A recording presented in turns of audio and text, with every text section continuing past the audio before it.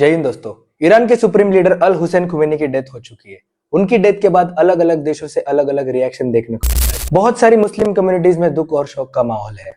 India में भी कई जगह पे लोग सड़क पर आकर अपना शोक व्यक्त करते हुए नजर आए। उन्होंने धोखे से मारा मेरे खामिनेई को। खामिनेई मेरा शेर था, शेर। लेकिन इसकी बिल्कुल उल्टा सीन ईरान के अंदर देखने को मिला, जहाँ पे कुछ लोग खास कर वुमेन ग्रुप्स खुशी से सेलिब्रेट करते नजर आए। तो ऐसी क्या चीज है कि बाकी के देश इतने शौक में है, लेकिन ईरान के ही कुछ लोग उनकी डेथ को सेलिब्रेट कर रहे हैं? इसे समझने के लिए हमें थोड़ा हिस्ट्री में जाना पड़ेगा। 1978 से 79 में हुई ईरानियन रेवोल्यूशन में ईरान को कंप्लीटली बदल दिया। रेवोल्यूशन से पहले ईरान पर मोहम्मद रिजा पहलवी का रूल था, जिसे शाह कहा जाता था। उनकी सरकार को मेनली यूनाइटेड स्टेट्स और वेस्टर्न कंट्रीज का काफी सपोर्ट था, और उस वक्त का ईरान काफी वेस्टर्नाइज और प्रोग्रेसिव दिखाई देता था। लाइफस्टाइल मॉडर्न था, कपड़ों में फ्रीडम था और वेस्टर्न कल्चर का इन्फ्लुएंस स्ट्रॉन्ग था। लेकिन सोसाइटी के एक बड़े हिस्से को लगा कि इस्लामिक ट्रेडिशनल वैल्यूज खत्म हो रही है, करप्शन बढ़ रहा है, इनइक्वालिटी बढ़ रही है और कंट्री अपनी असली पहचान खो रही है। धीरे धीरे स्टूडेंट्स और आम जनता सड़कों पर आई, प्रोटेस्ट हुए और शाह को देश छोड़ना पड़ा। इसके बाद रिलीजियस लीडरशिप ने पावर संभाली और ईरान एक इस्लामिक रिपब्लिक बन गया। इसी सिस्टम में आयतुल्ला लीडरशिप उभरी और खमीनी 36 साल से ज्यादा समय तक पावरफुल पोजीशन में बने रहे। सपोर्टर्स के लिए वो एक स्ट्रॉन्ग लीडर थे, जो वेस्टर्न प्रेशर के आगे झुके नहीं, जो इजराइल और अमेरिका के खिलाफ खुल के स्टैंड लेते थे। लेकिन क्रिटिक्स के हिसाब से उनका रोल अथॉरिटेरियन था। फ्रीडम ऑफ स्पीच लिमिटेड थी, प्रोटेस्ट को अलाउ नहीं किया जाता था, वुमेन के ड्रेस कोड पर काफी रेस्ट्रिक्शन थे और अपोजिशन को ज्यादा स्पेस नहीं मिलता था। इसी वजह से ईरान की पॉपुलेशन का एक बहुत बड़ा हिस्सा उनसे नाराज था, और यही वजह है दोस्तों कि आज भी कुछ लोग उनकी डेथ को सेलिब्रेट कर रहे हैं। अब सवाल ये उठ रहा है कि दुनिया के दूसरे देशों में लोग क्यों रो रहे हैं? इसका एक्चुअल रीजन है दोस्तों रिलीजियस फैक्टर। आयतुल्ला एक हाई रिलीजियस रैंक है दोस्तों, और कई शिया मुस्लिम उनको बस पॉलिटिकल लीडर नहीं मानते, तो उनको एक रिलीजियस अथॉरिटी मानते। यही रीजन है दोस्तों कि इंडिया में भी काफी शिया मुस्लिम्स उनके मौत के ऊपर बहुत ही शोक व्यक्त कर रहे थे। मिडिल ईस्ट की पॉलिटिक्स में ईरान और इजराइल की राइवलरी सेंट्रल फैक्टर है दोस्तों। ईरान काफी बार इजराइल का ओपनली विरोध करता आ रहा है।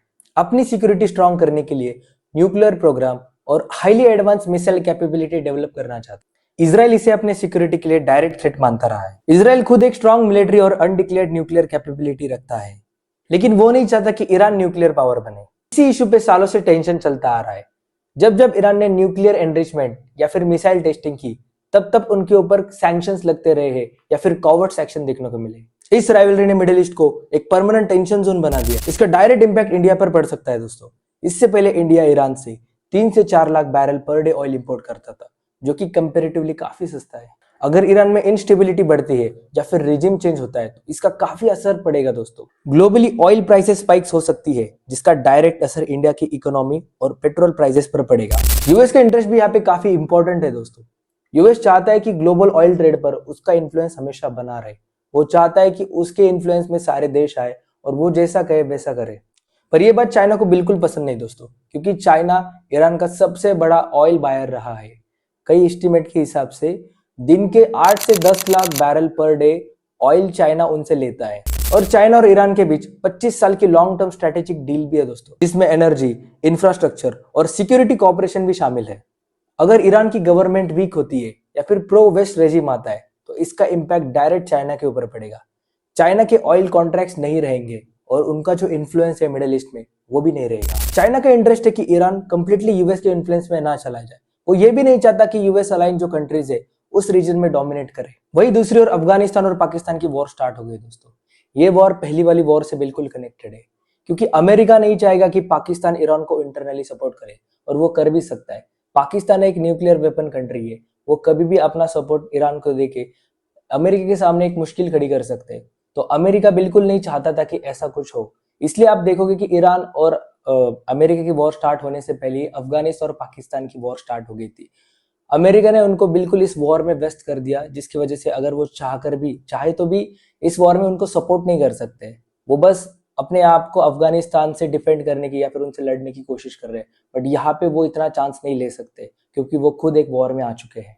यही सेम पैटर्न हमें दूसरी जगह पे भी देखने मिल रहा है दोस्तों। अगर आपने ध्यान से नोटिस किया होगा, तो रशिया इस चीज से काफी खुश होगा कि अमेरिका ने यूक्रेन से ध्यान निकालकर ईरान पर शिफ्ट कर दिया है।